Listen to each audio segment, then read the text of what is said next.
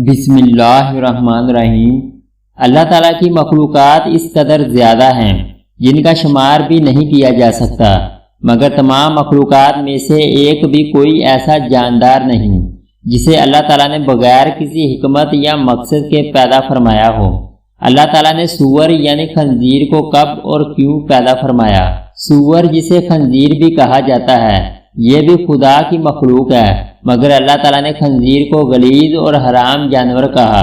اب یہ سوال پیدا ہوتا ہے کہ جب اللہ تعالیٰ نے سور کو خود پیدا فرمایا ہے تو پھر اسے غلیظ اور حرام جانور کیوں قرار دیا ہے؟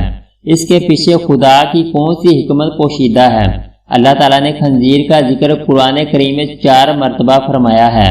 قرآن کریم میں اللہ تعالیٰ نے سور یعنی خنزیر کا نام لے کر اس کو حرام ارشاد فرمایا اور اس کا گوشت کھانے سے منع فرمایا ہے۔ کسی اور جانور کا نام لے کر اسے حرام نہیں کہا گیا۔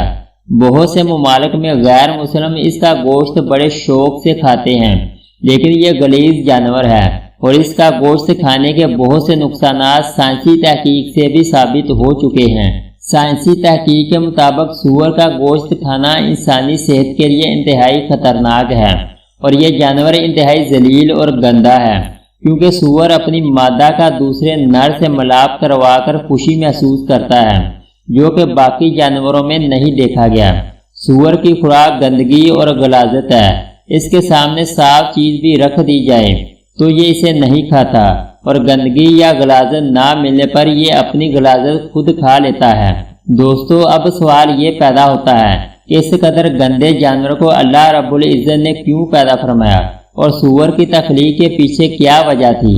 حضرت عبداللہ بن عباس رضی اللہ تعالیٰ عنہ نے ایک حدیث مبارکہ کو روایت کرتے ہوئے فرمایا کہ جب حضرت عیسیٰ ابن مریم علیہ السلام کے حواریوں نے آپ علیہ السلام سے کہا، اے عیسیٰ علیہ السلام، آپ ہمارے لیے کسی ایسے انسان کو زندہ فرما دیجئے جو ہمیں حضرت نوح علیہ السلام کی کشتی کے متعلق درست معلومات فراہم کر سکے، تو حضرت عیسیٰ علیہ السلام نے تھوڑی سی مٹی کو اٹھایا اور فرمایا کہ یہ مٹی حام بن نوح کی مٹی ہے۔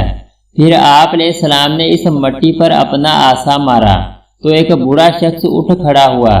جب اسے کشتی نوح کے بارے میں سوال کیا تو اس بوڑھے شخص نے بتایا، حضرت نوح علیہ السلام کی کشتی 1200 گز لمبی اور 600 گز چوڑی تھی۔ اس میں 3 منزلیں تھیں۔ پہلی منزل میں حضرت نوح علیہ السلام اور تمام جانور موجود تھے، دوسری منزل میں انسان تھے اور تیسری منزل میں پرندے تھے۔ جانوروں کی غلاظت کی وجہ سے کشتی میں گندگی پھیل گئی اور بدبو اٹھنے لگی، جس کی وجہ سے حضرت نوح علیہ السلام بڑے پریشان ہوئے اور اللہ تعالیٰ سے دعا فرمائی، تو اللہ رب العزت نے حضرت نوح علیہ السلام کی طرف وحی فرمائی اور آپ علیہ السلام کو حکم دیا کہ اے نوح، اپنے قریب کھڑے ہاتھی کی دم کو پکڑ کر ایک طرف کھینچو۔ پھر حضرت نوح علیہ السلام نے اللہ کے حکم کے مطابق ہاتھی کی دم کو پکڑ کر چٹکایا تو 2 جانور نکلے جو کہ خنزیر نر اور مادہ تھے۔ یہ فوراً جانوروں کی پھیلائی ہوئی غلاظت کی جانب لپکے اور کچھ ہی لمحوں میں ساری گندگی کو جٹ کر گئے۔ ان 2 خنزیروں کی جوڑی سے ہی ان کی باقی نسل آگے بڑھی۔ جس جانور کو اللہ تعالیٰ نے گندگی صاف کرنے کے لیے پیدا فرمایا وہ گندا ہی ہوگا۔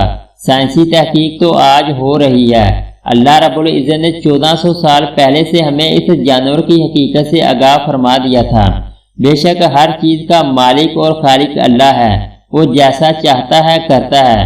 ہمیں ہر صورت اس کے احکامات پر سر تسلیم خم کرنا پڑے گا، اسی میں ہماری دنیا اور آخرت کی بھلائی ہے۔